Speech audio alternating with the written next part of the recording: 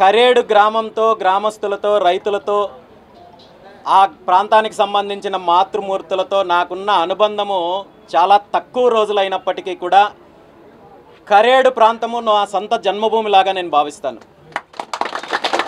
ఎందుకంటే నేను అక్కడికి వచ్చినప్పుడు కానీ లేదా గ్రామస్తులు నా దగ్గరకు వచ్చినప్పుడు కానీ మీరు చూపించిన ప్రేమ, స్వచ్ఛత, అక్కడున్న సమస్య గురించి కావచ్చు, మిగిలిన అన్ని అంశాల్లో తెలియని అనుబంధం ఏర్పడింది కరేడు గ్రామంతో నాకు.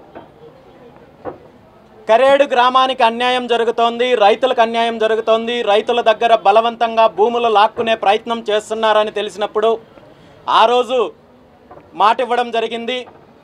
ఖచ్చితంగా కరేడు గ్రామానికి అండగా ఉంటాను. ఎట్టి పరిస్థితుల్లోనూ 1 ఎకరా 1 సెంటు కూడా మీ భూములు ప్రభుత్వం బలవంతంగా తీసుకోవడానికి అవకాశం లేదు, ఆ పరిస్థితి రాదు అనే మాట ఆ రోజు చెప్పాను. అదే మాట ఈరోజు కూడా నేను చెప్తున్నాను.